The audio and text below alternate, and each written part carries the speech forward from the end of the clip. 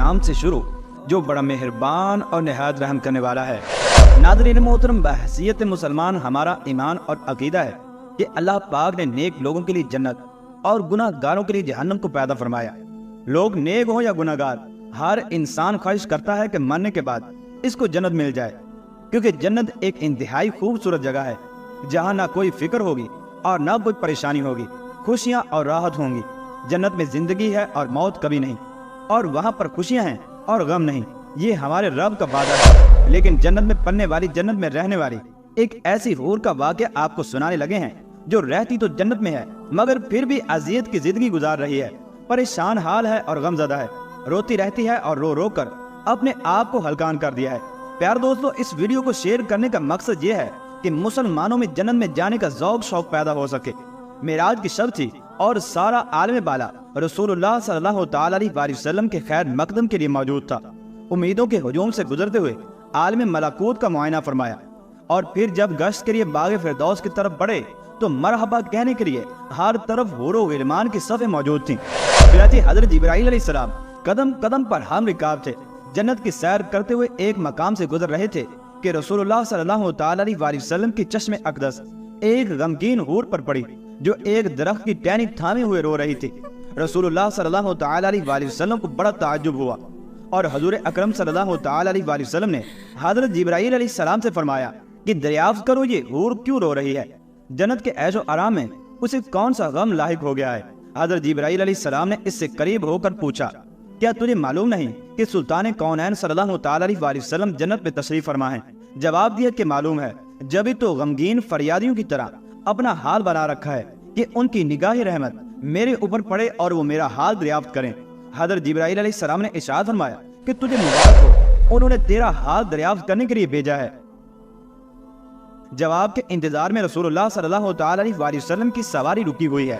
انہوں نے اپنی آنکھوں کے آنسو آنچل میں جذب کرتے ہوئے کہا کہ سرکار صلی اللہ تعالی علیہ وسلم کو میں اپنے غم کی درد انگیز کہانی خود سناؤں گی۔ بار یاب ہونے کی اجازت ملتے ہی وہ حضور اکرم صلی اللہ تعالی علیہ وسلم کی بارگاہ کے اندر حاضر ہوئی اور جھک کر سلام عرض کیا اور اپنی سرگزشت سنانا شروع کی۔ یا رسول اللہ صلی اللہ تعالی علیہ وسلم، اللہ کا لاکھ لاکھ شکر ہے کہ اس نے جنت کی حوروں میں مجھے حسن و جمال کی ملکہ بنایا۔ 8 جنتوں میں میری طلعت و زیبائی کا کوئی حریف نہیں۔ اگر میں بے نقاب ہو جاؤں تو دیکھنے والوں کی آنکھیں خیرہ ہو جائیں اور جنت میں دوپہر کا اجالا پھیل جائے۔ یا رسول اللہ صلی اللہ تعالی علیہ وسلم، ایک دن کا واقعہ ہے کہ اچانک میرے دل میں خیال گزرا کہ قیامت کے دن ساری حوریں کسی نہ کسی بندہ مقبول کے حوالے کی جائیں گی۔ عالم الہی میں میرا بھی کوئی جوڑا ضرور مقرر ہوگا کہ جس کی رفاقت میں مجھے دائمی زندگی گزارنی ہے۔ یہ خیال آگے بڑھتے بڑھتے ایک آرزو کی صورت کے اندر تبدیل ہو گیا، یہاں تک کہ جنت کی ایک خوشگوار سحر کے وقت میں نے اللہ رب العزت کی بارگاہ میں یہ التجا پیش کی، الہ العالمین، تیری نعمت و احسان کے آگے میری پیشانی ہمیشہ کے لیے خم رہے گی کہ تو نے مجھے حسن کی بے مثال خلقتوں سے سرفراز کیا۔ الہ العالمین، مدت سے ایک آرزو سینے میں مچل رہی ہے کہ عرصہ قیامت میں اپنے جس بندہ مقرب کے حوالے تو مجھے کرے گا، ذرا اس کی ایک جھلک مجھے بھی دکھلا دے، کم از کم یہ تو دیکھ لوں کہ میرا جوڑا کیسا ہوگا۔ رحمتوں کا دربار جوش پر تھا، میری یہ التجا قبول ہو گئی اور حکم ہوا کہ سامنے جو آئینہ رکھا ہے اسے ایک نظر دیکھ لے، اس پر تیرے جوڑے کی جھلک نظر آئے گی۔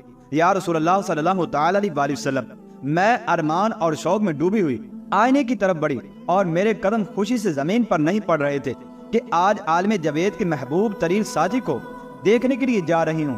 جو ہی نگاہ اٹھائی تو دل پر ایک بجلی گری اور آرزوؤں کا سارا خرمن جل گیا۔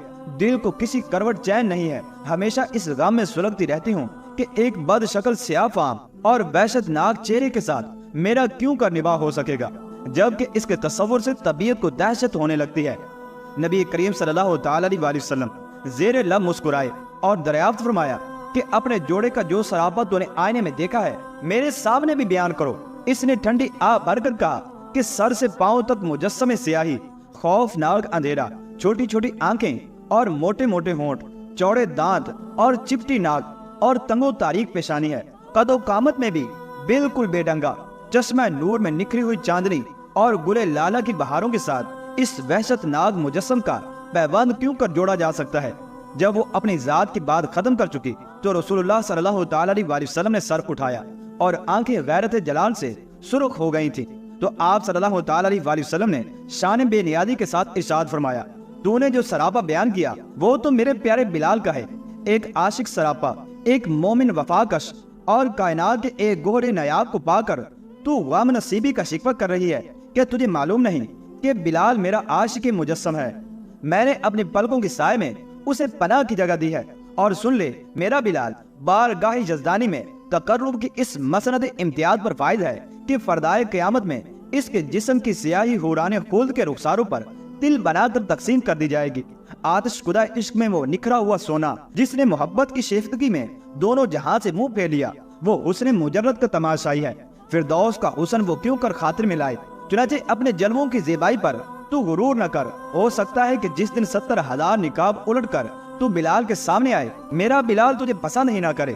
رسول اللہ صلی اللہ تعالی علیہ وسلم کا ارشاد سن کر وہ اپنے جذبات میں قابو نہ رکھ سکے اور طلعت جمال کا سارا خمار اتر گیا اور اضطراب شوق میں چیخ پڑی، یا رسول اللہ صلی اللہ تعالی علیہ وسلم، میری معذرت قبول کیجیے، میرے غم کا بوجھ اتر گیا۔ وہی سیاہ فام بلال مجھے پسند ہے اور میں اپنی خوش نصیبی پر نازا ہوں کہ سلطان کونین کا پروردہ نظر میرے حصے میں آیا۔ قیامت کے دن اسی سراپے کے ساتھ بلال کو اپنی آنکھوں میں بٹھانا چاہتی ہوں۔ چنانچہ اس کی معذرت کو قبول کیا گیا اور رسول اللہ صلی اللہ تعالی علیہ وسلم دعائیں دیتے ہوئے آگے بڑھ گئے۔ پیارے دوستو، عشق کارساز اور تیری دعائی ایک سیاہ فام غلام کو اتنا بڑھایا کہ کونین کے سر کا تاج بنا دیا۔ حضرت بلال حبشی رضی اللہ تعالی عنہ سے کسی نے پوچھا کہ آپ تو بڑی توحید کی باتیں کرتے ہیں، تو آپ کو اتنی بڑی مار کیوں پڑی ہے؟ تو آپ رضی اللہ تعالی عنہ نے فرمایا کہ تم بھی تو بازار جا کر برتن خریدنے سے پہلے اسے بجا کر دیکھتے ہو کہ مٹی صحیح طرح سے لگی ہے یا نہیں۔ اللہ نے بھی مجھے آزمایا تھا، اور اس کے بعد یہی وہ غلام تھا کہ جس کا رنگ بھی کالا تھا اور موٹے موٹے ہونٹ تھے، جس کے بارے میں اللہ کے پیارے رسول صلی اللہ تعالی علیہ وسلم فرماتے ہیں کہ جب میں جنت میں جا رہا تھا اور مجھے معراج کرائی گئی تو آگے آگے کسی کے چلنے کی آہٹ سنائی دے رہی تھی۔ میں نے حضرت جبرائیل علیہ السلام سے پوچھا کہ یہ کون ہے؟ جواب ملا کہ یہ حضرت بلال حبشی رضی اللہ تعالی عنہ ہیں۔ رسول اللہ صلی اللہ تعالی علیہ وسلم جب واپس آ گئے تو حضرت بلال رضی اللہ تعالی عنہ سے پوچھا کہ تم کون سا عمل کرتے ہو اور کون سا کام کرتے ہو کہ جس کی بنا پر تم جنت کے اندر میرے آگے آگے چل رہے تھے؟